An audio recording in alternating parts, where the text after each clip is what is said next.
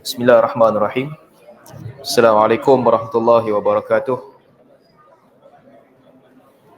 Innal hamdalillah nahmaduhu wa nasta'inuhu wa nastahdihi wa nastaghfiruhu wa natubu ilaih. Wa na'udzu billahi min syururi anfusina wa sayyiati a'malina. May yahdihillahu fala mudilla lahu wa may yudlil fala hadiya lahu. Wa asyhadu an la ilaha illallah wahdahu la syarika lahu. Wa asyhadu anna Muhammadan abduhu wa rasuluh. Allahumma salli ala Muhammad wa ala ali Muhammad kama sallaita ala Ibrahim wa ala ali Ibrahim innaka Hamidum Majid. Wa barik ala Muhammad wa ala ali Muhammad kama barakta ala Ibrahim wa ala ali Ibrahim innaka Hamidum Majid. Amma ba'd. Alhamdulillah, dengan izin dan juga limpah kurnia Allah Subhanahu wa taala, kita jumpa lagi hari ini di Al-Khaw untuk usrah kita yang seterusnya. Tajuk hari ini macam susah sikit. Jadi disebabkan tajuk ni kita banyak benda yang perlu dibincangkan, saya pun masuk tajuk teruslah untuk mudahkan. Tajuk kita hari ini adalah tentang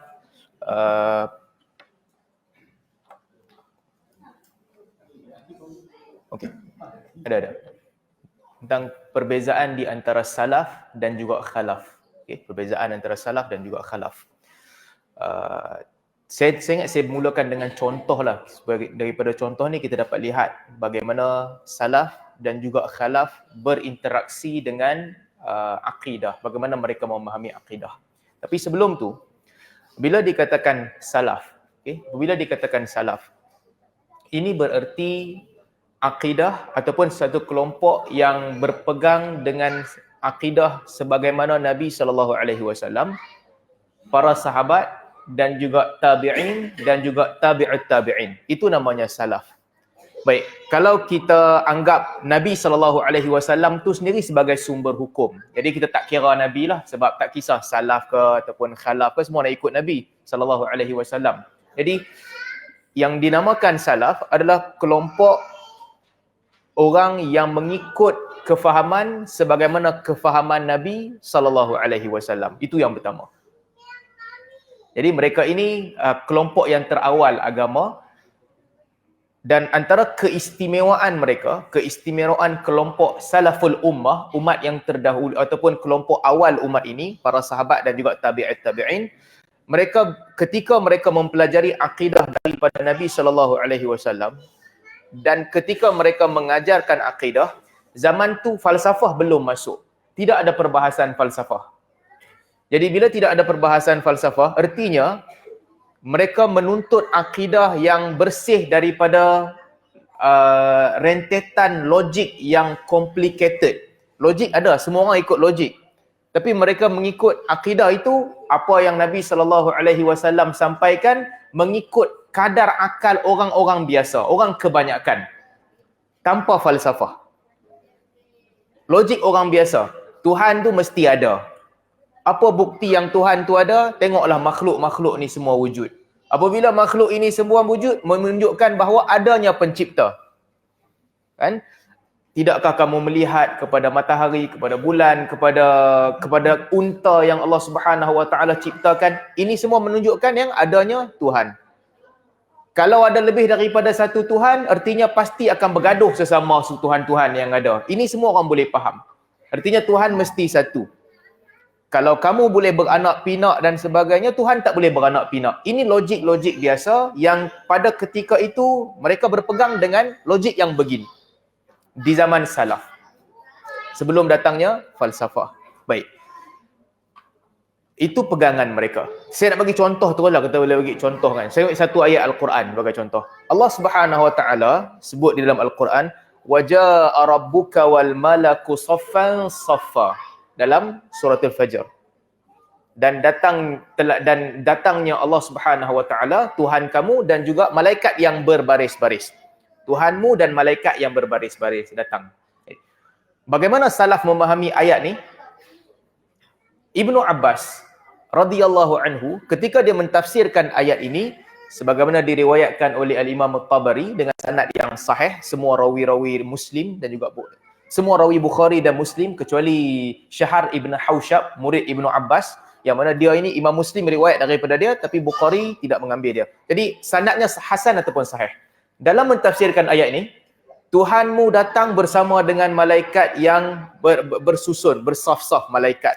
Ibnu Abbas radhiyallahu anhu tafsirkan ayat ini, dia membawakan satu riwayat ataupun dia menceritakan satu kisah. Kisah ini adalah kisah yang akan berlaku apabila bumi telah pun dihancurkan setelah berlaku hari kiamat. Ada hadis lain daripada Abu Hurairah radhiyallahu anhu yang menceritakan bahawa apabila bangkit tuqafuna mauqifa wahida, kamu semua akan dibangkitkan sekali harum, bangkit semua sekali. Dan kemudian kamu semua akan tunggu selama 70 tahun menanti apa akan dibuat. Miqdara 70 aman, 70 tahun akan tunggu. La yunzaru ilaikum wa la yuqda bainakum. Dalam keadaan tak ada siapa pun akan lihat kamu, tak ada siapa pun akan buat keputusan di antara kamu apabila kamu dibangkitkan. Dalam hadis Abu Hurairah. Kemudian orang akan tunggu 70 tahun. Bila orang lama menunggu, semua orang akan menunggu, fatabkuna hatta qata'a ad-dam'. Semua orang yang menunggu itu akan menangis sehingga air mata mereka hilang. Saya ada cerita dekat Dukhan minggu lepas hadis ni. Air mata mereka hilang sebab tunggu lama. Akhirnya mereka akan pergi jumpa setiap satu daripada nabi-nabi. Mereka jumpa dengan Nabi Adam. Minta Nabi Adam untuk minta syafaat kepada Allah Subhanahu Wa Taala. Nabi Adam tak nak. Dia kata bukan, aku tak boleh. Pergi jumpa Nabi Nuh alaihi salam. Nabi Nuh pun tak boleh juga. Pergi jumpa Nabi Ibrahim alaihi salam. Nabi Ibrahim pun tak boleh juga. Jumpa Nabi Musa alaihi salam untuk minta syafaat pun tak boleh. Akhirnya kesemua makhluk setelah lama mereka tunggu, mereka pergi jumpa Nabi Muhammad sallallahu alaihi wasallam, dan Nabi Muhammad sallallahu alaihi wasallam pun pergi berjumpa dengan Allah Subhanahu wa taala. Dalam hadis Abu Hurairah disebutkan, fa akhiru sajidan fala azalu sajidan hatta yab'atsallahu ilayya malak. Aku akan pergi, kata Nabi SAW, sujud di hadapan arash. Dan aku kekal dalam keadaan sujud sehingga datang kepadaku malaikat, fayakhudha bi'adudi. Lalu malaikat akan mengangkat aku sehingga aku berdiri. Apabila Nabi SAW kata malaikat akan angkat Nabi, ketika itu Allah Subhanahu Wa Taala akan sebut kepada Nabi SAW, ya Muhammad, ma sya'nuka, apa yang kau mahu? Kata Nabi SAW, sesungguhnya Allah lebih mengetahui, dan Nabi akan kata, wa'attani syafa'ah. Ya Allah, engkau telah janjikan kepadaku untuk memberi syafaat kepada umatku. Wa'attani syafa'ah. Fashfa'li fi ummati. Faqdi bainahum. Maka berilah syafaat kepadaku, tentukanlah urusan orang ramai yang sedang tunggu. Tentukan urusan mereka. Kata Nabi SAW, minta kepada Allah Subhanahu Wa Taala. Kemudian Allah akan jawab, qad syafa'tuka ana atikum fa aqdi bainakum. Allah kata, aku telah menerima syafaatmu. Aku telah memberi syafaat kepadamu. Maka aku akan datang dan melengkapkan keputusan di antara hamba-hambaku. Ini hadis daripada Abu Hurairah. Baik, balik cerita tadi. Ketika mentafsirkan ayat waja'a rabbuka wal malaku saffan saffa, kata Ibnu Abbas, idza kana yaumal qiyamah muddatil ardu muddal adi. Apabila berlakunya hari kiamat kelak, bumi akan dibentangkan sebagaimana dibentangkan kulit yang dibuka daripada haiwan. Bila kamu sembelih lembu, kamu lapah kulit dia, kamu buka, bumi akan dibukakan begitu. Kemudian wazida fi si'atiha kadza wa kadza. Lalu setiap penjuru-penjuru bumi itu akan diluaskan. Dan kemudian disebutkan wajumi'al khalaiqu bi sa'idin wahidin jinnuhum wa insuhum. Kemudian semua makhluk akan dikumpulkan di situ pada satu tempat. Jin dan juga manusia berkumpul di situ. Akan dikumpulkan. Fa idza kana dhalika al-yawm quyidati hadhihi as-sama' dunya an ahliha. Pada ketika itu dibentangkan, kamu tunggu setelah 70 tahun tadi, kamu tunggu dibentangkan semua, quyidati as-sama' ahla ahliha. Langit pertama akan memuntahkan penghuni-penghuninya. Maka turunlah semua penghuni langit pertama dengan bilangan yang berkali ganda lebih ramai daripada penghuni bumi. Langit pertama yang ada, dia muntahkan semua penghuni langit pertama.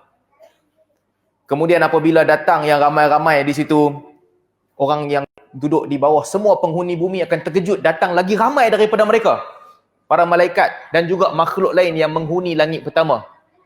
Bila ramai yang datang ni, orang akan bertanya, afikum rabbuna, apakah Tuhan kami bersama dengan kamu yang datang ni?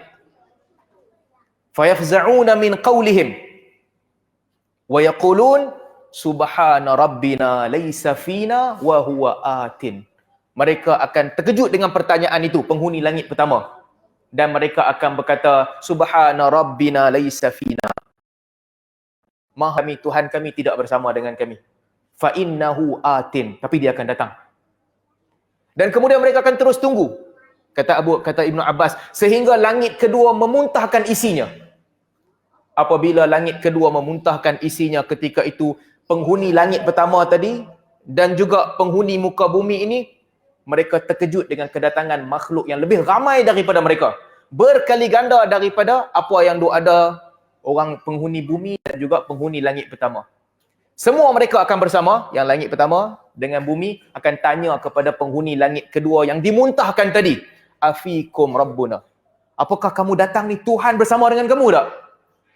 Fayaqulun subhana rabbina laysa fina wa innahu atin wa huwa atin. Maha suci Tuhan kami, Tuhan tak ada dengan kami, tetapi Tuhan akan datang. Dan demikianlah kata Ibnu Abbas, setiap langit memuntahkan isinya.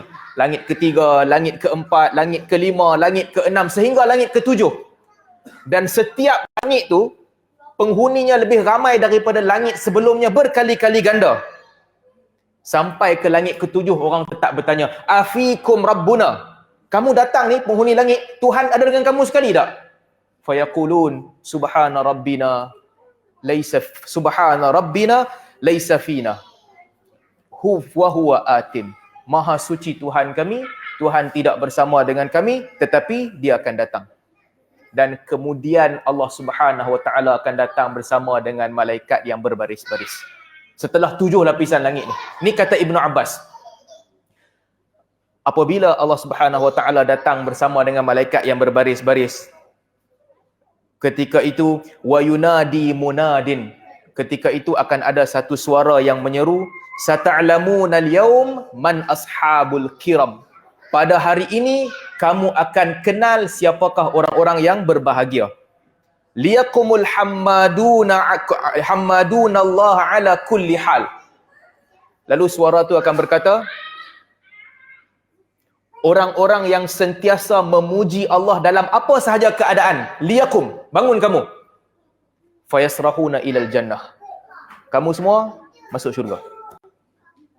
Kemudian dikata selepas itu, suara yang sama akan kata, sata'lamuna al-yawm man ashabul kiram. Hari ini kamu akan mengetahui orang-orang yang berbahagia. Aina alladhina kanat tatajafa junubuhum 'anil madaji'i yad'una rabbahum khaufan wa tama'an wa mimma razaqnahum yunfiqun. Mana orang-orang yang ketika waktu malam badan mereka, lambung mereka ini bangun dalam keadaan menyeru Tuhan mereka, khaufan wa tama'an, takut kepada Tuhan mereka dan mengharapkan balasan Tuhan mereka, dan juga berinfak dengan harta yang Allah Ta'ala bagi. Ini golongan yang kedua. Siapa yang malam-malam bangun tahajud, mengharapkan balasan Allah, dan juga infak dengan harta yang Allah bagi. Bangun semua. Fayasrahuna ilal jannah, masuk syurga. Kemudian suara itu akan berkata lagi, Aina alladhina la tulhihim tijaratun wala bay'un an dzikrillahi wa iqamis salati wa ita'iz zakah yakhafuna yawman tataqallabu fihi alqulubu wal absar. Mana orang-orang yang perniagaan dan jual beli tidak melalaikan mereka daripada mengingati Allah, mendirikan solat dan membayar zakat. Mereka takut akan datangnya hari yang qulubu wal absar, jiwa dan juga mata menjadi berdolak-dalik. Mana orang-orang ni? Mana para peniaga yang dia tak lalai daripada mengingati Allah, dia tak lalai daripada solat, dia tak lalai daripada zakat? Bangun semua. fayasrahuna ilal jannah. Masuk dalam syurga. Baik, masuk dalam syurga. Kemudian waja'a rabbuka wal malaku saffan saffa waji'a yawma idzin bi jahannam. Waji'a yawma idzin bi jahannam. Dalam hadis disebutkan akan ditarik neraka pada ketika itu. Neraka akan diikat dengan 70,000 tali. Setiap satu daripada 70,000 tali akan dipegang oleh 70,000 malaikat. Akan dibawa neraka di situ. Dan fayakhruju minhul unuq, akan keluar daripada kharajal unuq minan nar, akan keluar satu tengkuk daripada neraka. Fa ashrafa 'alal khalaiq lahu 'ainan tubsiran wa lisanun fasih. Tengkuk yang keluar daripada neraka ni, dia akan melihat orang ramai. Dia ada dua mata yang melihat dan lidah yang fasih. Lalu dia akan kata kepada mereka, ana wukiltu minkum bi thalath. Aku menjadi wakil untuk tangkap 3 kelompok manusia. Yang pertama, bikulli jabbarin anid. Orang-orang yang sombong dan juga membantah. Anid, keras dia, bantahannya keras. Jabbar, dan dia sombong, dia membesarkan diri dia. Fayaltaqituhum minas sufuf laqtat tayri habbas simsim. Kemudian tengkuk tadi tu akan cabut semua orang yang jabbar, yang sombong ni, akan tangkap dan cabut mereka sebagaimana burung makan biji simsim. Angkat, buang dalam neraka, tangkap, buang dalam neraka. Kemudian wukiltu minkum biman adzallaha wa rasulahu. Aku diwakilkan untuk tangkap orang-orang yang menyakiti Allah dan Rasulnya. Sama juga, dia akan tangkap semua, letak dalam neraka. Wukiltu bi ashabit tasawir. Aku diwakilkan untuk yang ketiga, menangkap orang-orang yang simpan gambar-gambar berhala-berhala yang dimuliakan, patung-patung yang dimuliakan. Semua mereka akan ditangkap, diletakkan dalam neraka. Kemudian berlakunya hisab. Lepas tu berlaku hisab. Jadi kisah yang disebutkan oleh Ibnu Abbas ni, ada beberapa perkara di sini. Satu, kisah ini diletakkan untuk mentafsirkan ayat Tuhanmu datang bersama dengan malaikat yang berbaris-baris. Satu. Yang kedua, kisah ini menunjukkan kepada kita juga, kalau tengok hadis Abu Hurairah tadi, nanti di akhirat akan berlaku permintaan daripada Nabi SAW kepada Allah Subhanahu Wa Taala. Wa'adtani syafa'ah, ya Allah, engkau telah menjanjikan kepada aku syafaat. Allah akan jawab pertanyaan Nabi SAW, aku bagi kepada kamu syafaat. Yang kedua. Yang ketiga, ada 6 golongan yang ada privilege. Direct ke syurga, direct ke neraka. Orang-orang yang bangun tahajud dan juga infak, 1. Orang-orang yang senang ke, susah ke, dia sentiasa memuji Allah, 2. Para peniaga dan yang ketika perniagaan dia, jual beli dia, tidak melalaikan dia daripada ibadat, 3. Direct access, masuk syurga terus. Dan orang-orang yang sombong, orang-orang yang menyakiti Allah dan Rasulnya, serta orang-orang yang menyimpan berhala dan gambar-gambar yang dimuliakan, masuk neraka terus. Baik.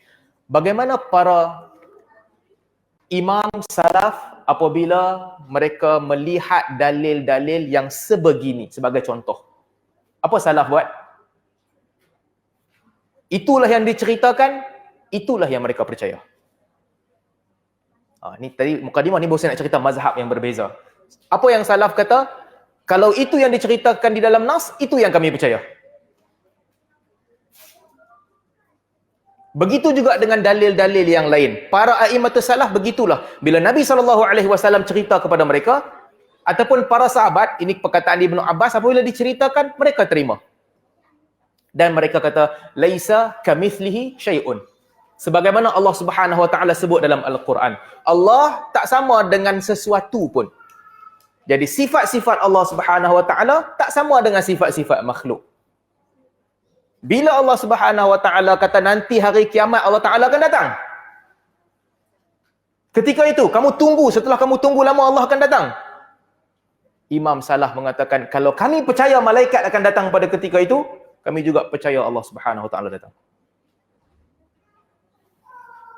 Ini pegangan siapa? Pegangan mereka sebelum masuknya falsafah. Apabila Allah Subhanahu Wa Taala kata Allah bercakap dengan Nabi sallallahu alaihi wasallam, Allah bercakap dengan Nabi sallallahu alaihi wasallam. Bila Allah sebut dalam Quran, qad sami'a Allahu qaulal lati tujadiluka fi zawjiha. Allah mendengar perkataan orang yang berbicara dengan Nabi sallallahu alaihi wasallam tentang suami dia. Khawlah binti Sa'labah. Para imam salah mereka kata Allah dengarlah. Bila Allah kata dengar. Wa qul i'malu fasayarallahu amalakum. Beramallah kamu, Allah akan melihat amalan kamu. Artinya Allah melihat amalan yang kamu kerjakan. Qala la takhafa innani ma'akuma asma'u wa ara. Wahai Musa dan Harun, jangan takut. Aku bersama dengan kamu. Asma' wa ara. Aku dengar dan aku lihat. Imam Salaf kata Allah mendengar dan Allah melihat. Ni kita sekarang ni, Allah dengar apa kita cakap ni. Apa kita buat ni? Allah Ta'ala lihat apa kita buat. Itu kefahaman para imam salaf. Baik. Khalaf pula macam mana? Khalaf pula macam mana? Setelah zaman para sahabat. Okay, setelah zaman para sahabat. Ilmu-ilmu diterjemahkan ke dalam bahasa Arab dan masuklah ideologi falsafah. Okey, ideologi falsafah. Asalnya ideologi falsafah, bagaimana mereka mengenal Tuhan, macam mana ahli falsafah Yunani dulu mengenal Tuhan, dia pakai cosmological argument. Ataupun dalil-dalil penciptaan. Mereka ni tak ikut wahyu, ahli falsafah tak ikut wahyu. Tapi melihat kepada wujudnya makhluk, mereka pergi kepada konklusi adanya Tuhan. Tapi mereka tak lihat macam orang awam. Orang awam macam tadilah. Dia nampak unta, dia nampak matahari, dia nampak bintang. Dia kata adalah Tuhan yang menciptakan semua ni. Tapi ahli falsafah tak lihat macam tu. Ahli falsafah kata, satu contohlah, Imam Al-Juwayni bahas. Kita nampak benda bergerak. Kan? Kita nampak benda bergerak. Matahari sekali ada sini. Ada kat sana pula. Cahaya tu sekali di sini. Nanti cahaya tu bergerak ke tempat lain pula. Semua benda kita lihat bergerak. Siang, nanti bertukar jadi malam. Kita, kulit kita, semakin tua, esok tak perasan lah semakin tua. Ambil gambar hari ni, ambil gambar 20 tahun, kulit kita berubah. Semua benda bergerak. Apabila bergerak, ahli falsafah kata, ini namanya a'rad, benda-benda yang berubah-ubah. A'rad, sifat ke apa ke, benda-benda yang berubah-ubah. Kalau ada benda-benda yang berubah-ubah, artinya ini semua bukan benda yang azali. Dia diciptakan. Dia berubah-ubah. Dia mumkinul wujud. Mumkinul wujud. Boleh jadi dia ada, boleh jadi dia tak ada. Ini kata ahli falsafah. Kalau benda tu boleh berubah, saya ada sini, saya ada situ, artinya di sudut possibility, dia mungkin berada di mana-mana. Tapi dia berada di satu tempat. Satu dalil dia pakai.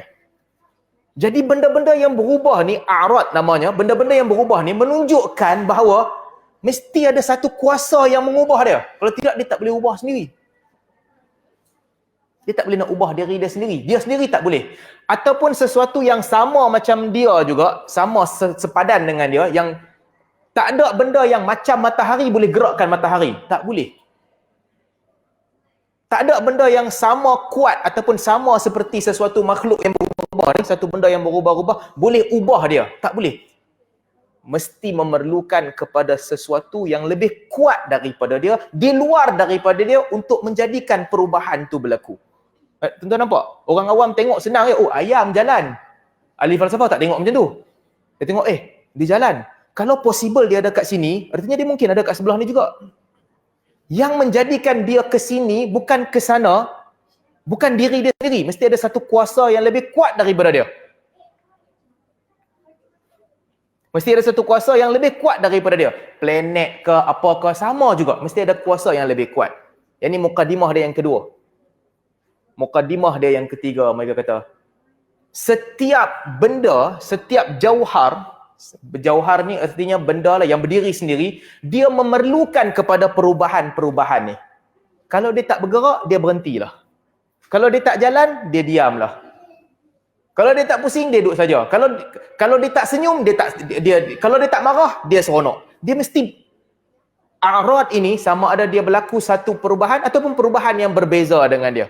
Nama kata benda yang qaim bi nafsihi, jauhar, benda-benda lain yang dibina ni, ayam tu mesti ada sifat. Sama ada ayam tu boleh jalan ataupun dia tak jalan. Batu tu mesti ada sifat. Mesti ada sifat. Ini nama dia jauhar.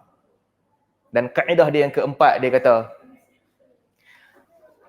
ma la yakhlu minal hadis fahuwal hadis. Benda-benda yang berlaku perubahan pada dia, yang berlaku perkara baru kepada dia, dia juga mesti baru. Jadi kalau ada sesuatu benda, apa tanda makhluk ni baru? Artinya berlaku benda yang baru pada makhluk itu. Jadi kesemua ini menunjukkan, ini ahli falsafah punya idea, adanya Tuhan yang Tuhan itu tak berubah-ubah. Adanya Tuhan yang Tuhan itu tak ada benda baru berlaku kepada Tuhan itu. Adanya Tuhan yang Tuhan itu tak boleh terbina daripada bahagian-bahagian kecil membentuk satu yang besar. Ini dia punya kesimpulan. Sebab apa? Sebab yang tadi ni semua sifat makhluk. Boleh nampak tak? Boleh nampak dekat ni? So itu ideologi falsafah. Mesti ada Tuhan. Tapi Tuhan itu tak boleh ada benda baru berlaku pada dia. Tuhan itu tak boleh terbina daripada apa-apa bahagian-bahagian yang berbeza. Dan Tuhan itu dia tak boleh bergerak-gerak macam makhluk yang bergerak-gerak ni. Baik. Daripada falsafah ini masuk ke dalam pemikiran umat Islam. Umat Islam berpecah kepada beberapa kelompok. Semua kelompok ini dinamakan khalaf. Satu, kelompok ahli falsafah. Kelompok ahli falsafah, mereka macam mana? Mereka sama macam ahli falsafah Rom dengan Yunani dulu. Cuma beza dia, mereka kata mereka Islam. Tapi ideologi mereka sama macam ahli falsafah. So pada mereka, ni satu kelompok ni, pada mereka, Al-Quran ni bukan sumber hukum. Hadis bukan sumber hukum. Baca sekadar nak kontrol kita punya behavior sahaja. Tapi nak tahu hakikat sebenar, kena guna tamrinul aql, kena guna latihan otak macam ahli falsafah tadi. Jadi apa kesimpulan mereka buat ahli falsafah ni? Pada mereka Tuhan tu ada, tapi Tuhan sebagaimana yang digambarkan oleh ahli falsafah tadi. Tuhan tu tak ada sifat, Tuhan tu tak ada pengetahuan, Tuhan tu tak ada apa-apa pun. Tak boleh ada apa-apa pun. Sebab the moment Tuhan tu buat sesuatu, ataupun Tuhan tu ada sifat, artinya Tuhan tu sama macam makhluk. Ahli falsafah punya extent ni, dia kata Tuhan tak boleh tahu apa-apa pun. Kalau dia tahu, ilmu dia bertambah, artinya dia sama macam makhluk. Ada benda baru berlaku dekat dia. Dan ahli falsafah sebahagian mereka kata, hari kebangkitan ni tak ada.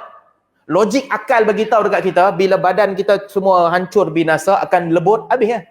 Lepas tu cycle lain pula akan main, makhluk lain pula main. Tak ada dah kebangkitan semula.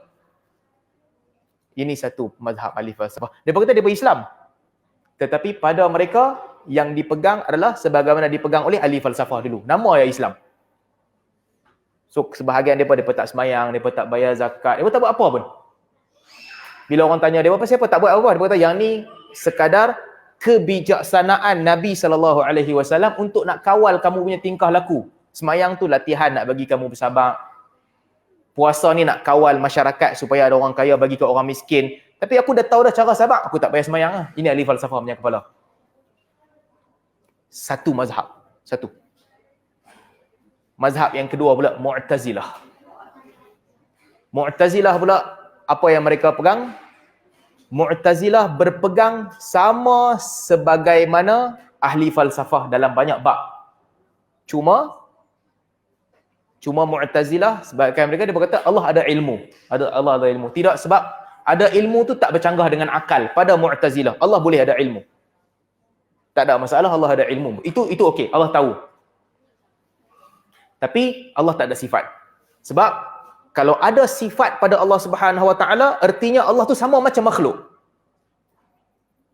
Allah tak boleh ada kudrah, tak boleh ada iradah, tak boleh sifat mendengar, tak boleh ada sifat melihat dan sebagainya. Itu Mu'tazilah. Datang pula selepas itu kelompok Asy'ariyah dan Maturidiyah. Ini kelompok Ahli Sunnah wal Jamaah. Baik. Kelompok Asy'ariyah dan Maturidiyah ni, kita cerita pasal Asy'ariyah. Ini adalah idea yang dikembangkan oleh Imam Abu Hasan Al-Asy'ari asalnya, kemudian diikut oleh murid-murid dia. Baik. Bagaimana dia melihat? Pertama sekali, Imam Abu Hasan Al-Asy'ari berpegang dengan Al-Quran sumber hukum. Sebagaimana imam salaf pegang. Al-Quran sumber hukum. Mazhab Asy'ariyah sama seperti salaf. Cuma perbezaannya apa? Mazhab salaf ataupun apa yang difahami oleh para sahabat, apa yang disebut dalam nas Al-Quran dan Sunnah, itu yang mereka pegang. Macam disebut di dalam nas Al-Quran dan Sunnah. Bahasa yang Nabi SAW guna, bahasa itulah mereka ambil sumber hukum daripada Al-Quran dan Sunnah. Kadang-kadang tuan-tuan, ini perbahasan dia panjang lah, tapi ahli bahasa, kalau kita hidup dalam satu bahasa, kita dengar satu ayat, kita faham apa maksud ayat tu. Semua orang bila dengar, dia akan faham. Kan? Kita dengar ayat tu, kita akan faham. Contohlah, saya bagi contoh. Allah Subhanahu Wa Taala sebut tentang tangan dalam Al-Quran, sifat tangan Allah Subhanahu Wa Taala dalam Al-Quran dalam banyak tempat. Tapi untuk orang Arab, di zaman itu, zaman Nabi SAW, mereka dengar mereka faham. Wa qalatil yahud yadullahi maghlulah bal yadahu mabsuutatan yunfiqu kaifa yasha. Orang Yahudi berkata bahawa tangan Allah terbelenggu, sedangkan tangan Allah terbentang. Allah bagi rezeki kepada siapa yang Allah kehendaki. Dengar aja ayat ni, orang tahu. Ayat ni cerita pasal apa? Yahudi kata Allah Ta'ala kedekut. Tapi Allah tak kedekut. Allah bagi kepada siapa yang Allah nak. Jadi yang dia cerita pasal tangan terikat, tangan terbentang ni bukan nak cerita pasal tangan. Tapi nak cerita tentang, hampa kata Allah kedekut tapi Allah tak kedekut. Orang yang dengar mereka tahu. Orang Arab tahu. Yadullah fawqa aydihim. Tangan Allah di atas tangan mereka. Bila orang Arab dengar, mereka tahu. Ayat ni cerita pasal apa? Allah berkuasa di atas mereka.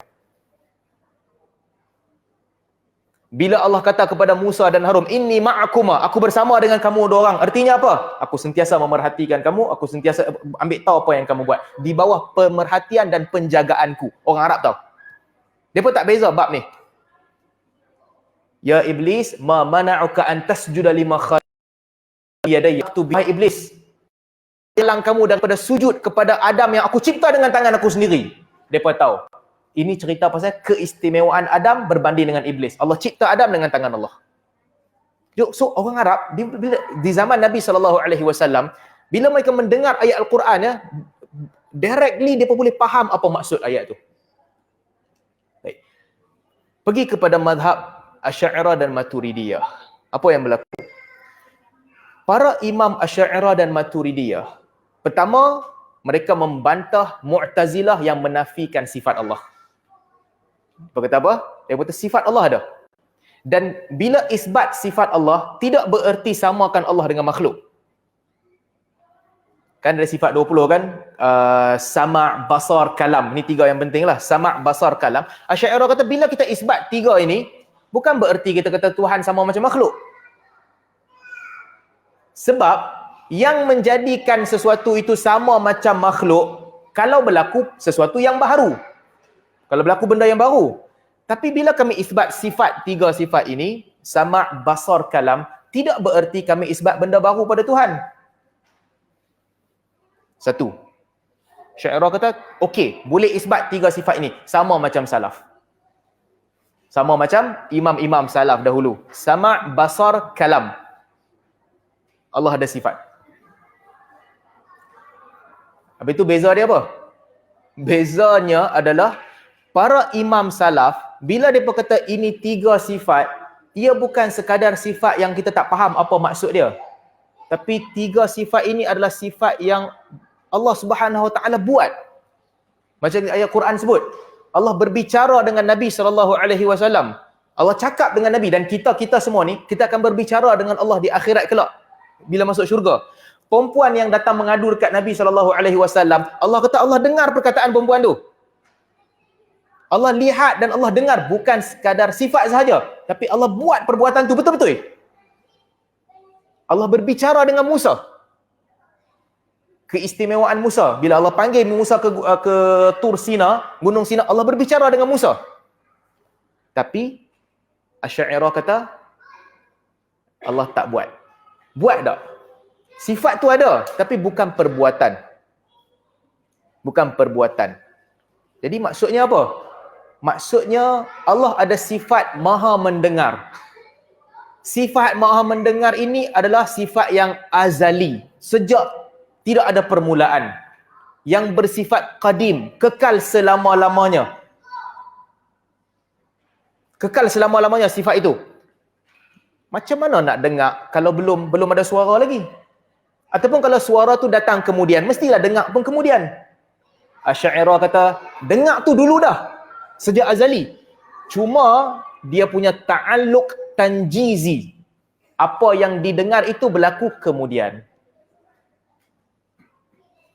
Apa yang didengar itu berlaku kemudian. Tapi pendengaran Allah itu sejak azali. Tak bertambah, tak kurang, tak ada apa-apa yang baru pun. Tapi benda yang didengar ini datang kemudian satu persatu.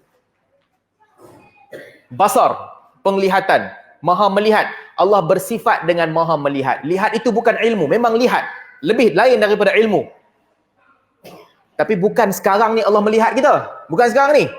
Penglihatan Allah adalah qadim, azali. Cuma setiap yang berlaku kemudian ini ta'alluq tanjizi hadis. Benda-benda baru yang berlaku kemudian. Kalam sama juga. Asy'ariyah kata ada kalamullah, ada sifat kalam. Tapi kalamullah itu kalam yang qadim, azali. Tak ada bahasa, tak ada perkataan, tak ada huruf, tak ada suara, tak ada semua ni. Kalam sahaja. Kemudian ada makhluk untuk menggambarkan kalamullah ini. Jadi yang kita baca Al-Quran ni, kita baca perkataan dalam Al-Quran, Alhamdulillahi Rabbil Alamin. Para salaf kata apa? Salaf kata itu kalamullah. Suara-suara kita lah. Tulis dalam mushaf tu tulisan kita. Tapi Alhamdulillahi Rabbil Alamin tu kalamullah. Itu kalamullah. Asy'ariyah kata, ya itu kalamullah. Tapi yang bukan kalamullah bukan yang kamu baca tu. Bukan yang ditulis tu, bukan bahasa tu, bukan perkataan tu. Ada kalamullah. Cuma yang diturunkan kepada kamu ini satu yang Allah ciptakan bagi menggambarkan kalamullah yang qadim. Boleh nampak? Boleh faham tak beza? Berat pula tajuk ke ni. Siapa suruh minta tajuk ni? Jadi ada perbezaan. Perbezaannya di situ. Baik. Apabila berlaku perbezaan-perbezaan yang begini, okey? Perbezaan begini. Saya nak cerita bagi nampak logik akal, bagi nampak akal letak bagaimana semua mazhab ni melihat akal. So, Asy'ariyah dan juga Maturidiyah, apa mereka kata? Mereka kata kami tak membantah sifat Allah. Kami tak bantah sifat Allah. Ada sifat kalam, sifat sama', sifat basar, sifat iradah, sifat qudrah, ada. Semua sifat Allah ada. Kami tak bantah. Artinya mereka mengikut Al-Quran dan juga sunnah Nabi SAW. Ahli falsafah pula kata, kalau begitu, kamu bagi Tuhan sama macam makhluk. Kamu bagi Tuhan sama macam makhluk, ada benda baru yang berlaku pada Tuhan. Asy'ariyah bantah ahli falsafah. Asy'ariyah kata tak, kami tak kata ada benda baru. Bila kami kata ada sifat mendengar, sifat melihat, sifat kalam, bukan berertinya Allah buat perbuatan tu, kami tak kata begitu. Jadi dia duduk di tengah-tengah. Salaf pula, para a'immatus salaf kata, kalau kamu bagi nama kalam, tapi bahasa tak ada, huruf tak ada, suara tak ada, tulisan tak boleh ditulis, tak ada beza-beza, tak ada ayat yang berbeza-beza, tak ada yang namanya arahan, tak ada yang namanya larangan, tak ada yang namanya berita, itu bukan kalam. Itu bukan kalam. Asy'ariyah kata yang tu kalam lah. Salah kata tu dia bukan kalam. Kalam mestilah yang didengar. Jadi ada perbincangan di antara mazhab-mazhab yang berbeza. Jadi, tapi orang awam ni, ini perbahasan falsafah. Orang awam automatically semua bermazhab sebagaimana mazhab salaf. Saya kalau tanya siapa-siapa kat sini kan, sekarang ni Allah Ta'ala dengar tak kita dah cakap ni? Allah Ta'ala dengar tak? Tuan-tuan semua salafi. Itu kata a'immatus salaf. Allah dengar. Bukan kata Muslim. Muslim ke, Kristian ke, Yahudi ke, Hindu ke, Buddha ke, semua orang ya. Tanya Tuhan lah bagi nama. Tuhan dengar ada apa buat ni. Majoriti orang awam kata Tuhan dengar. Tapi mereka kafir juga. Mereka pergi bagi nama yang salah kepada Tuhan. Mereka pergi sembah berhala yang bukan Tuhan. Mereka kafir.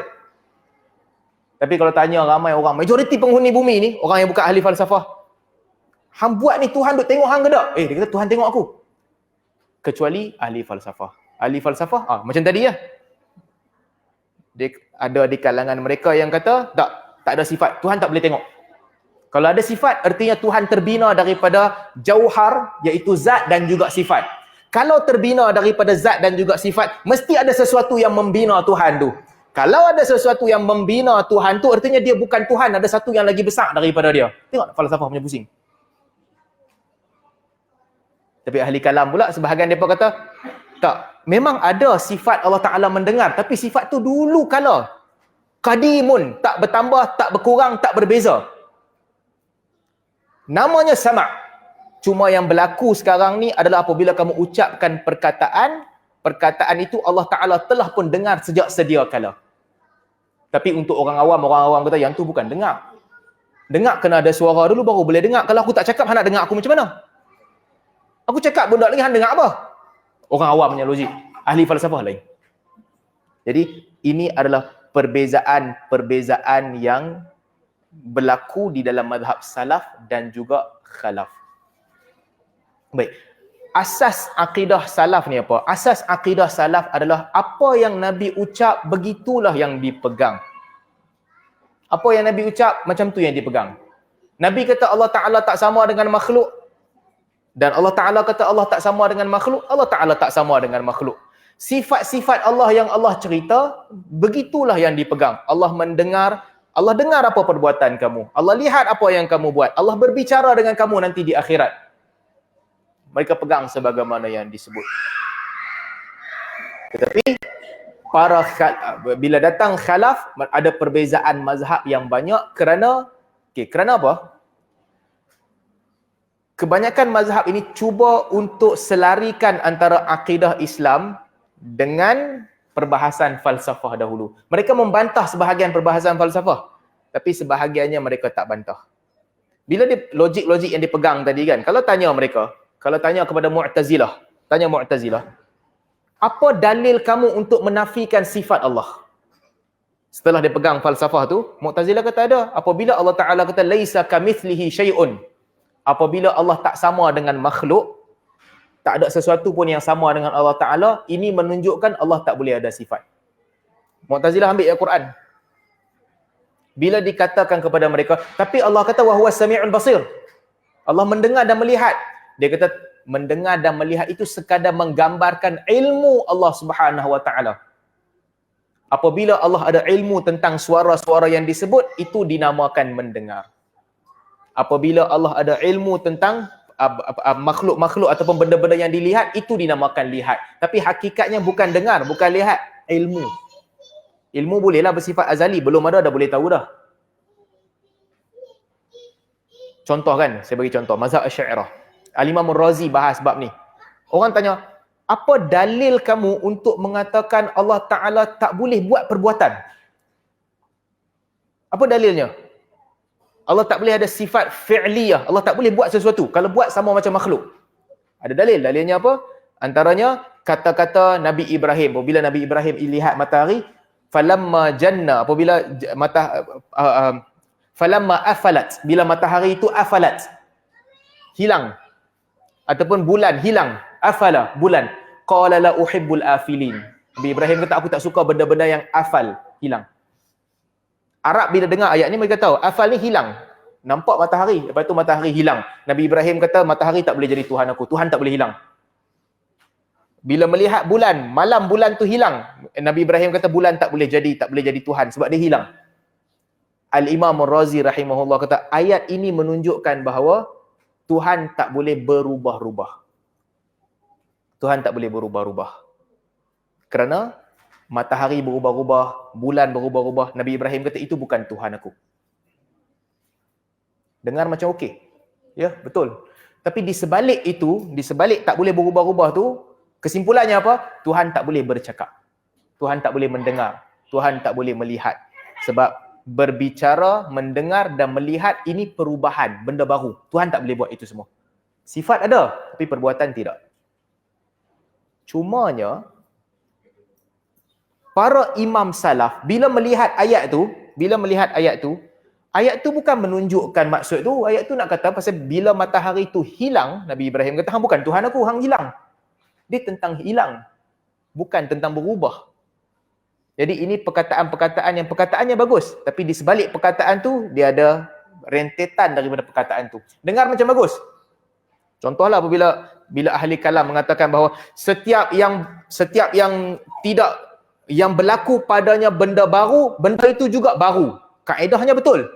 Tapi daripada kaedah ini telah digunakan untuk menolak perbuatan-perbuatan Allah Subhanahu Wa Taala. Jadi beza mazhab di sini. Al-Imam Al-Bukhari sebut dengan jelas. Yunadi bisautin. Nanti di akhirat kelak Allah Taala akan panggil kamu dengan suara. Imam Bukhari kata, wa inna sautahu la yushbihu sautal makhluqin. Suara Allah tidak sama dengan suara makhluk-makhluknya. Tak sama dengan mana-mana suara sekalipun.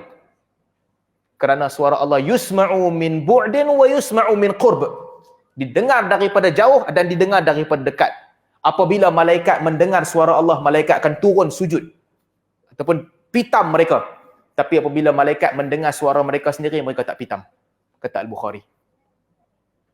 Asy'ariyah kata apa? Asy'ariyah kata tak boleh. Sebab kalau kamu kata Allah ada suara, artinya tu benda baru. Kalau kata benda baru, artinya dia berubah-ubah. Kalau dia berubah-ubah, artinya mesti ada satu yang pergi ubah. Kalau ada satu yang pergi ubah, artinya itu bukan Tuhan. Tak boleh. Ini perbezaan mazhab. Tapi Asy'ariyah bukan Mu'tazilah. Mu'tazilah bantah terus kalam Allah. Asy'ariyah kata tak, kalam ada. Tak sama macam Mu'tazilah.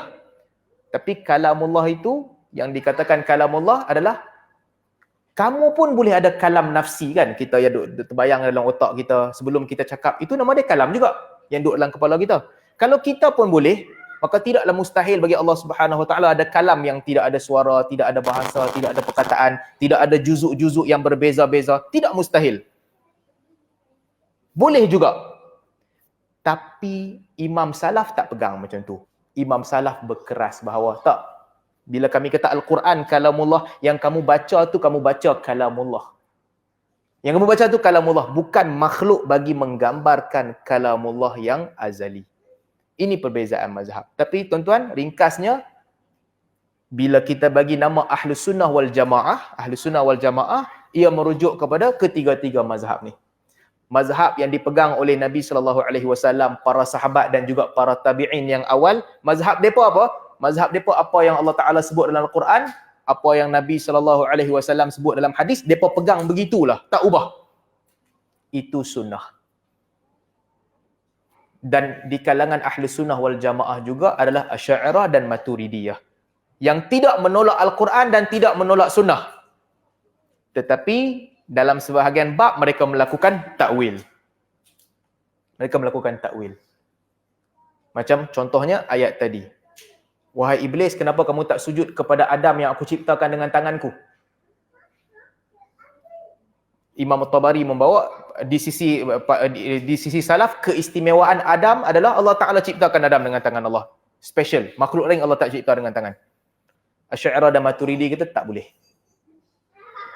Sebab kalau isbat tangan bagi Allah Subhanahu Wa Ta'ala, artinya sifat yang berdiri sendiri, yang bukan zat Allah. Kalau itu, artinya Allah ni murakkab, terdiri daripada gabungan-gabungan. Kalau terdiri daripada gabungan-gabungan, artinya itu baharu. Kalau baharu, artinya itu makhluk, bukan Tuhan. Jadi macam mana berinteraksi dengan ayat ini? Sebahagian mereka mengatakan, ayat ni nak menunjukkan bahawa keistimewaan Adam di atas iblis. Ada sesuatu yang istimewa tentang penciptaan Adam yang menjadikan Adam tak sama dengan iblis. Special. Itu maksud ayat ni. Sebahagian lagi pula kata, tak, kami tak tahu apa maksud ayat ni.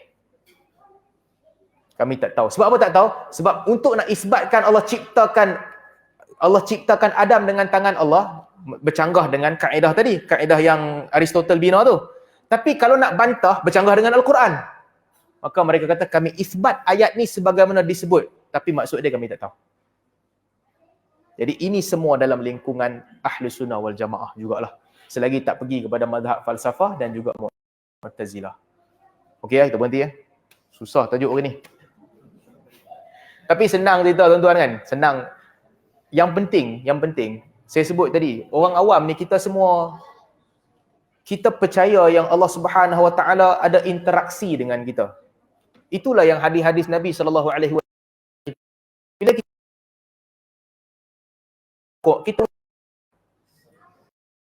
Allahu liman hamidah. Macam mana kita nak khusyuk dengan ucapan tu? Dengan kita percaya bahawa Allah Ta'ala dengar apa yang kita buat tu. Apa yang kita baca tu Allah dengar. Bila kita ucap Sami Allahu liman hamidah, kita berdiri, kita akan kata Rabbana lakal hamd. Wahai Tuhanku, kepada Engkaulah segala pujian. Artinya apa? Nak menunjukkan ada interaksi antara kita dengan Tuhan. Qusimati salat baini wa baina abdi. Nabi SAW kata, solat itu terbahagi kepada untuk aku dan untuk hamba-Ku.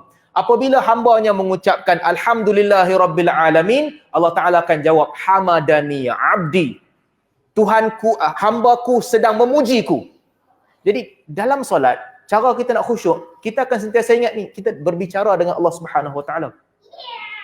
Bila kita sujud, kita baca doa, cara kita untuk khusyuk ketika tahu bahawa setiap perkataan kita, setiap yang terdetik dalam jiwa kita, setiap kita minta Allah dengar, itu akidah orang awam. Ini akidah orang awam. Walaupun perbahasan panjang falsafah, sebab perbahasan ni penting untuk nak belajar, untuk nak tahulah. Tapi untuk orang awam tak pernah ada masalah. Sebab begitulah kepercayaan semua orang dalam beragama. Kita percaya Allah mendengar, kita percaya nanti di akhirat Allah akan berbicara dengan kita.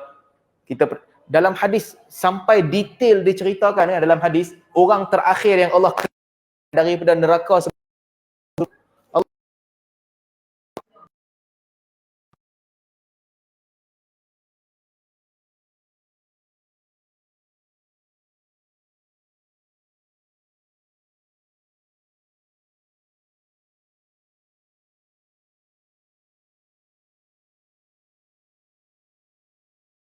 Allah di dalam syurga. Untuk minta macam-macam, Allah Ta'ala bercakap dengan orang terakhir masuk syurga. Orang awam, bila kita baca hadis ni, apa kita pegang? Kita pegang bahawa hamba Allah akan berbicara dengan Allah di akhirat kelak.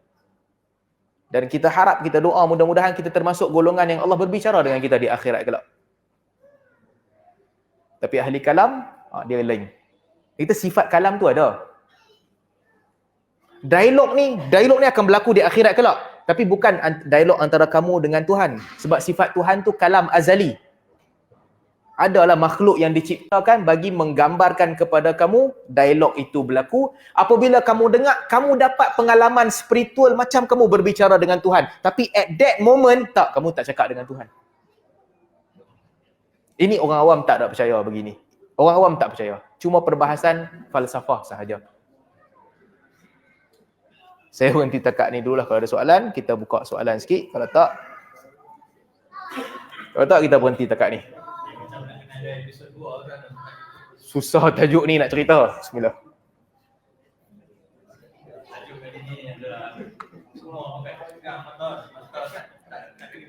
Ada yang tidak? Kalau tidak,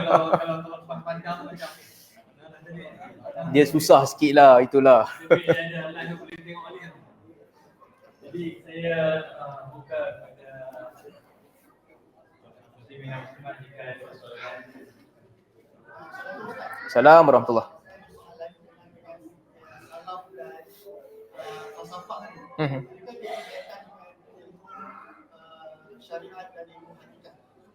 Oh, yang ni bab lain pula. Baik. Ada satu aliran lagi,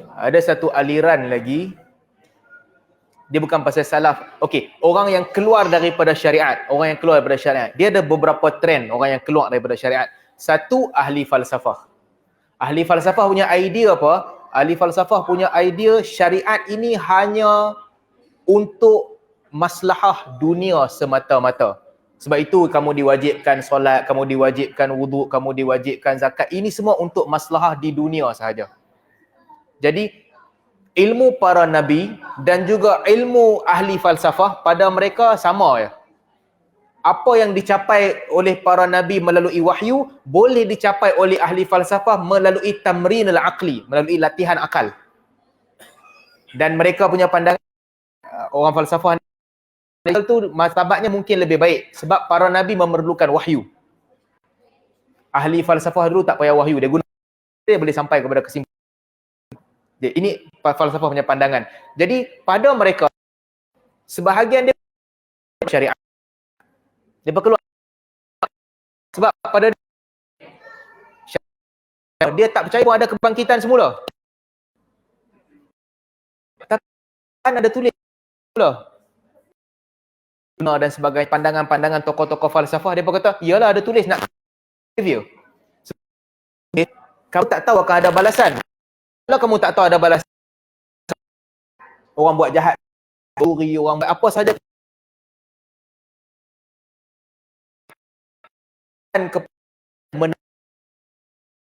menakutkan mereka tahu ada kebangkitan. Kita semula mereka pun jadi takut, mereka tak buat kebangkitan semula. Tidak. Jadi Al-Quran ni buku ni. Al-Quran ni sekadar untuk nak kawai kamu punya tingkah laku saja, tapi tidak mengandungi hakikat ilmu sebenar. Ini satu kelompok yang keluar daripada syariat. Al-Ghazali kata kafir. Sebab pada mereka Al-Quran tak ada fungsi. Tak ada fungsi melainkan nak cerita ya. Satu kelompok lagi, kelompok batiniyah ataupun sebahagian ghulat sufiyah, ekstremis sufi yang pada dia keluar daripada syariat juga. Tetapi dengan alasan dia sampai satu maqam ini tidak lagi diwajibkan.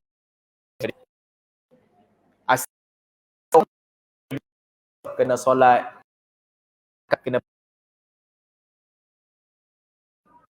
ke satu makam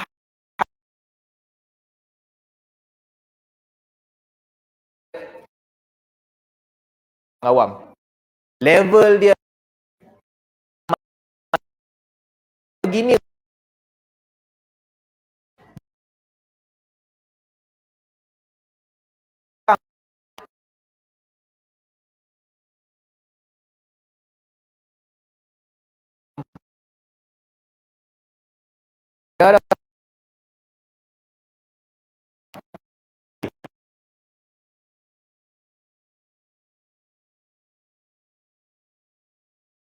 Dia kata,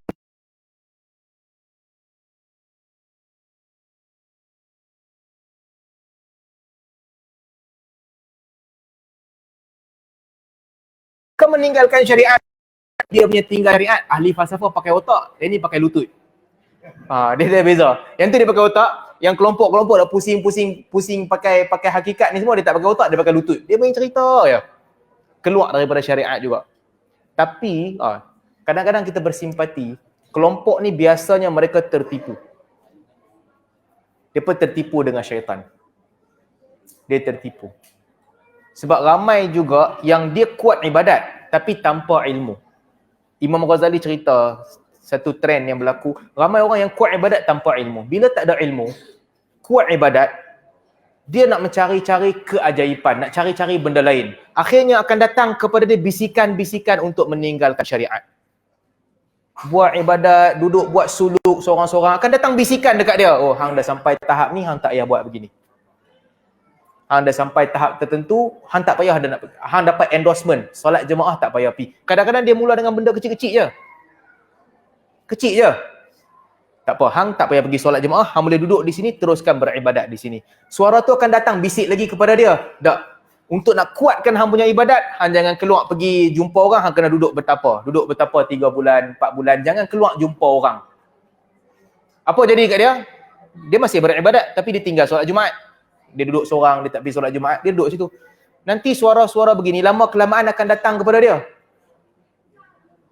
Hang punya tahap lain. Walaupun hang mata hang tidur, tapi jiwa hang hidup dan dekat dengan Tuhan.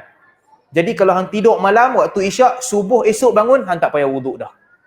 Sebab martabat hang lain. Sebab ibadat yang hang selalu buat ni, menjadikan kamu dekat dengan Tuhan. Jiwa kamu sentiasa hidup dan sentiasa segar di sisi Tuhan. Jadi untuk orang biasa, lepas tidur waktu isyak, subuh kena wuduk, kamu tak payah dah. Bila suara begini, datang beritahu kat dia, memang orang tu seronok lah. Ya Allah, aku dapat keistimewaan yang orang lain tak dapat. Allah Ta'ala bagi keistimewaan dekat dia. Lalu apa dia buat? Okey, tidur malam, tak payah wuduk dah. Nampak? Satu persatu, dia akan pergi. Lalas, itulah yang membawa kepada tinggalkan ibadat dan sebagainya. Imam Qurtubi pesan, ini penting. Tak ada apa-apa ilmu pun untuk justify tindakan tinggalkan syariat. Apa sahaja yang mendakwa tinggalkan syariat, ilmu tu salah. Walaupun sekecil-kecil syariat sampai sebesar-besar syariat, ilmu tu salah. Tak betul. Kadang-kadang benda tu agama kata sunat. Ilmu mana kau orang belajar, dia kata benda tu bukan sunat. Itu salah. Sekecil-kecil itu pun agama jaga. Jadi ini trend orang yang keluar syariat, fashion yang kedua. Dia tinggalkan syariat dengan dakwaan, dia sampai dah kepada hakikat. Sedangkan hakikat sebenarnya, ini tuan-tuan kita mungkin tadi pasal tajuk luar ni saya tahu. Apa kehidupan Nabi SAW dengan para sahabat? Okay. Apa kehidupan Nabi dengan para sahabat? Kita bagi gambaran tentang agama, gambaran kita salah tau. Gambaran dia baju dia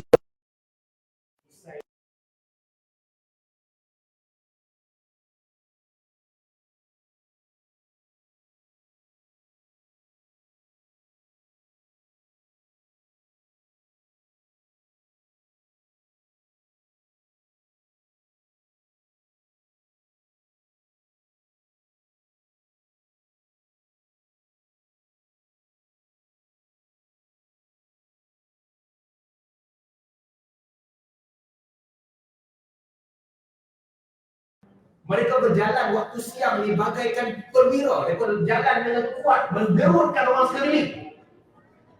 Ini orang agama. Ini orang agama. Kita beri gambaran yang salah. Mereka berkeras makan dengan duit mereka.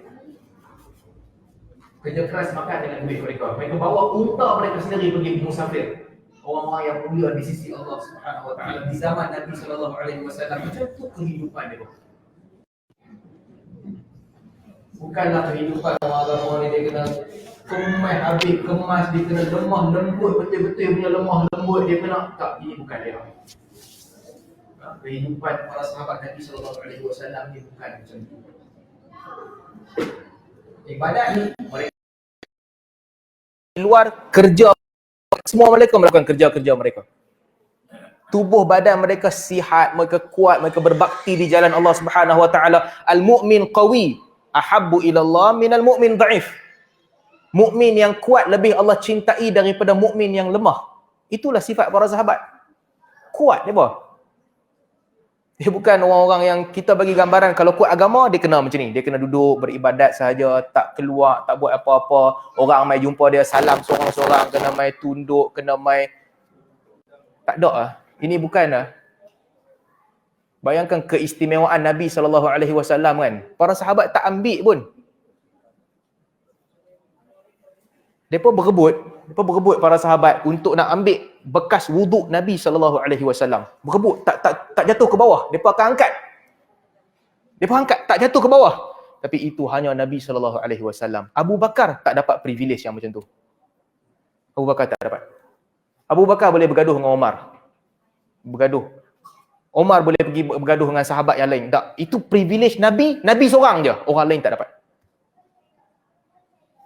Banyaklah kalau kita baca kuliah-kuliah sirah, kita akan nampak cerita-cerita yang sama. Abbas dengan Ali radhiyallahu anhu bertengkar, mereka bertengkar dua orang.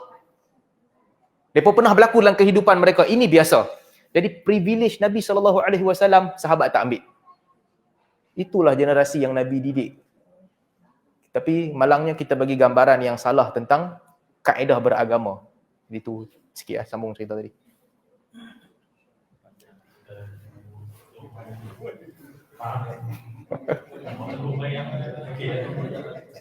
Yang 25 minit jawab. Jadi ada soalan seterusnya daripada Kira apa? 10 lah. Soalan ni mungkin tak? Kata dia, adakah Nabi iktiraf pandangan rekaan pemikiran? Nabi apa? Adakah Nabi iktiraf pandangan rekaan pemikiran Asy'ariyah dan Mu'tazilah? Tapi kan lepas tu. Oh, tajuk tadi. Mu'tazil, okey. Kalau kita tengok apa yang dipegang oleh para imam salaf kan, mereka bermati-matian untuk mempertahankan akidah sebagaimana yang dipegang oleh para sahabat. Sebab tu zaman Imam Ahmad, okey, Imam Ahmad dia dipenjarakan oleh Gubernur Mu'tazilah, oleh Sultan Mu'tazilah. Sebab apa? Sebab Sultan nak kata Al-Quran ni makhluk. Sultan kata Al-Quran makhluk. Imam Ahmad kata tak, Quran bukan makhluk, Quran kalamullah. Yang kamu baca tu adalah kalamullah, bukan makhluk. Apa clash dia di zaman tu?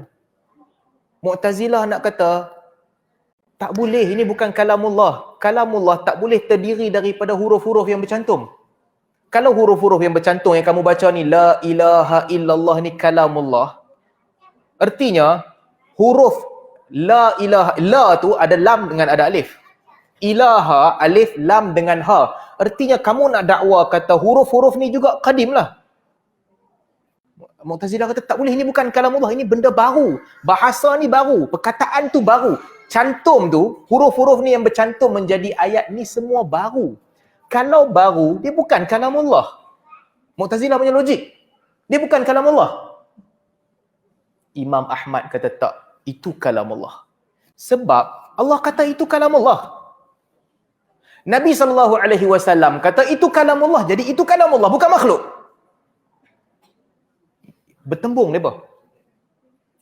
Mu'tazilah kata kalau yang ni kalamullah, artinya telah berlaku baru daripada Allah Ta'ala.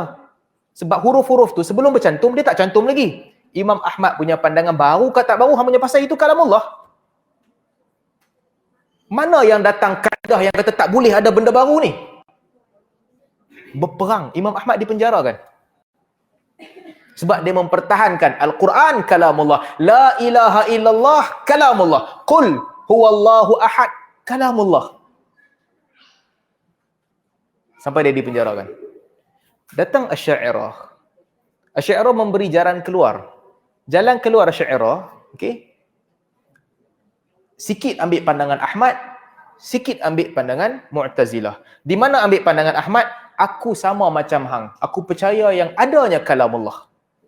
Ada kalamullah, kita sama. Okey. Tak sebelah saya. Mu'tazilah pula, aku sama macam hang. Betul yang la ilaha illallah, perkataan yang bercantum, itu memang makhluk. Ini bukan pegangan Ahmad. Saya tak mau cerita pasal Nabi lah sebab sensitif. Sebab semua orang klaim kita ikut Nabi SAW. Tapi ini bukan pandangan Ahmad. Kalau Imam Ahmad berpegang macam ni, Mu'tazilah tak penjara dia. Itu bukan pegangan dia. Itu cerita ada sikit lah dalam bab ni. Nanti kalau ada masa kita boleh panjangkan sekali. Menunjukkan perbezaan tu dah ada lah. Tapi kedua-dua dalam ruang lingkup Ahli Sunnah wal Jamaah. Kita tulis tu, tulisan kita makhluk lah, tulisan. Bacaan tu, bacaan, suara kita makhluk. Tapi yang kita tulis, itu kalamullah. Yang kita baca, itu kalamullah. Pada pandangan Ahmad. Dan juga imam-imam salaf. Suara kita ni suara makhluk. Tapi la ilaha illallah yang kita baca itu kalamullah. Tapi pada pandangan Asy'ariyah, suara kita makhluk. Yang kita baca tu pun makhluk juga. Tapi makhluk itu bagi menggambarkan kalamullah yang qadim, yang bersifat azali, yang tidak ada huruf, tidak ada suara, tidak ada ayat, tidak ada bahasa, tidak ada berpecah-pecah, tidak ada berbagai-bagai. Begitulah kiranya, beza.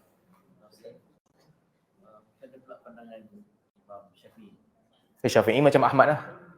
Syafi'i sebiji macam Ahmad dalam bab ni. Di Malaysia kenapa yang rasminya tidak ikut Imam Syafi'i? Okay, setelah datangnya perbahasan kalam, yang tersebar adalah mazhab kalam yang tersebar. Ada zaman Mu'tazilah masyhur, tapi yang dipegang di Malaysia akidahnya Asy'ariyah, fiqhnya fiqh Syafi'i. Tapi manhaj Imam Syafi'i sendiri dalam akidah sama macam Ahmad. Al-Buwaiti, murid Syafi'i, mati dalam penjara. Kena macam Ahmad juga. Jadi Abu Hanifah ada sedikit tricky beberapa pandangan dia. Malik, Syafi'i dan juga Ahmad, mereka antara imam yang sentiasa berpegang dengan pandangan-pandangan salaf. Yang keras berpegang dengan pandangan salaf. Imam Syafi'i sebut juga, orang yang mengatakan Al-Quran itu makhluk, mereka kafir. Sama-sama seperti pandangan Imam Ahmad. Cuma kenapa nama Ahmad disebut, Imam Syafi'i dia tidak berdepan dengan tentangan dalam bab ini sebagaimana Ahmad kena. Itu sahajalah beza dia. Tapi Ahmad bertembung dengan khalifah, jadi disebabkan itu nama dia disebut sebagai, dalam kes ni nama dia sentiasa disebut tentang akidah. Itu sahaja beza, tapi akidah mereka sama. Wallahu a'lam. Jadi dalam Malaysia ni dia tak ikut dalam tauhid, dia tak ikut Imam Syafi'i. Dari segi tauhid ni macam di Malaysia kita pegang, kalau tauhid kita belajar sebab kedudukan Malaysia. Tapi Imam Syafi'i ni ikut sama macam Imam Ahmad, maksudnya dia tiga tauhid uluhiyah, dan asma' wa sifat. Tak juga. Okey, ini pun satu, ini perbahasan kita kena bawa hari lain lah, bahasan dia panjang. Cuma ringkasnya itu kena cerita lain hari. Okey, tentang sifat 20. Asas-asas sifat 20 ni untuk orang awam belajar dia bagus.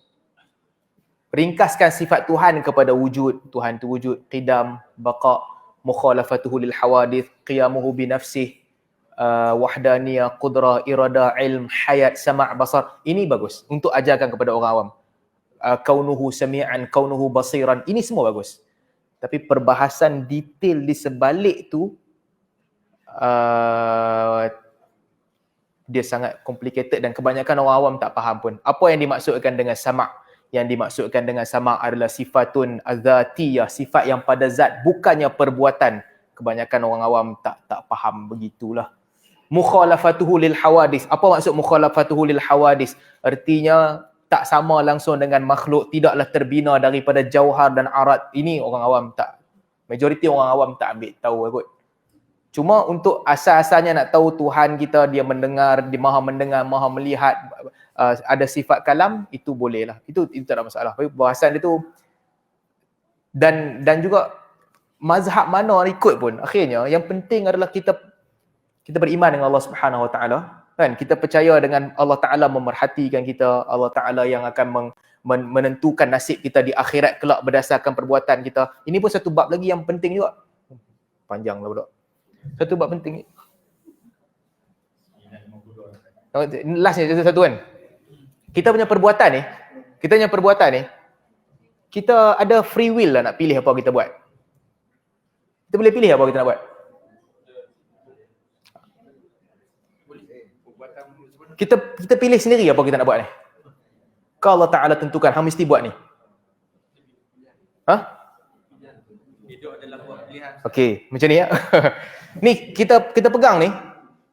Kita pegang dan minum. Kita sendiri yang buat ke ataupun tak kita dipaksa untuk buat? Kita sendiri buat, tapi atas Okey.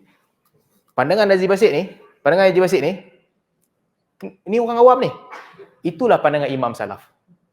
Tak ada clash. Kita pilih untuk buat. Tapi yang kita pilih itu telah ditakdirkan oleh Allah Subhanahu Wa Taala. Tak ada clash. Mana boleh hang pilih ke Allah? Tak, memang aku pilih untuk buat. Man wajada khairan falyahmadillah. Dalam hadis Nabi kata, innama hiya a'malukum. Ini adalah amalan kamu yang Allah Ta'ala tulis dan Allah Ta'ala hisab. Man wajada khairan falyahmadillah. Sesiapa yang mendapati buku hisabnya baik, hendaklah dia bersyukur kepada Allah. Man wajada ghaira zalika fala yalumanna illa nafsah. Siapa yang mendapati nanti di akhirat buku dia buruk, janganlah dia menyalahkan sesiapa pun melainkan diri dia sendiri. Clear. Kita buat sendiri. Tapi apa yang kita buat ni, Allah Ta'ala tentukan. Tak ada clash. Allah Ta'ala berkuasa untuk menjadikan kehendak Allah dengan kehendak kita sama. Pandangan orang awam. Tak ada masalah, tak ada beza pun. Kita yakin sepenuhnya, kita buat apa yang kita nak buat dalam masa yang sama. Yang kita buat ini adalah makhluk ciptaan Allah Subhanahu Wa Ta'ala. Senang ke susah? Senang. Selagi falsafah tak masuk. Bila masuk falsafah, ahli falsafah akan bahas. Tak boleh kalau ada dua entiti yang berbeza, ada dua kehendak yang mustaqil, yang independently ada kehendak, akhirnya kehendak itu membawa kepada natijah yang sama. Tak boleh. Dia kata mesti ada clash. Mana boleh Allah Ta'ala nak satu benda sama dengan apa yang kita nak? Tak boleh. Mustahil jadi begitu. Sama ada kehendak Allah ataupun kehendak kita. Datang satu mazhab nama Jabariyah. Jabariyah kata sebenarnya yang kita buat ni semua kita dipaksa untuk buat. Kita hanya pelakon di pentas lakonan sahaja. Tak ada pilihan. Semua tu Allah Ta'ala tetapkan. Allah Ta'ala lah tetapkan kita buat apa. Allah Ta'ala lah tetapkan kita masuk neraka. Allah Ta'ala lah tetapkan kita buat maksiat. Kita buat sahaja. Tak ada pilihan. Jabariyah. Qadariyah pula bantah Jabariyah. Qadariyah kata tak. Sebenarnya kita berkuasa penuh apa yang kita buat. Allah Ta'ala tak ambil tahu. Allah Ta'ala tak susun. Allah Ta'ala tak tentukan pun. Allah Ta'ala ciptakan kita, nah, hang turun ke dunia, hang buat apa hang nak buat, bukan lagi makhluk Allah. Tak ada lagi takdir yang Allah tulis. Itu tak ada. Macam kita sebut tadi. The moment masuk falsafah, dia jadi link, dia jadi pening sikit dah. Asy'ariyah punya pandangan macam mana? Nanti ke episod Ustaz. Ha? Kena episod seterusnya. Okey, lain kali kita lain kali ya. Jadi selagi tak masuk falsafah macam Haji Basit, senang ya. Ya, aku pilih, aku bertanggungjawab untuk buat apa aku nak buat. Tapi itu semua takdir Allah yang telah Allah tulis di dalam buku sebelum aku diciptakan lagi. Selesai masalah. Tapi masuk falsafah dia tak selesai lagi. Dia buka balik buku tu nak check. Jadi untuk selamatkan diri jangan masuk falsafah.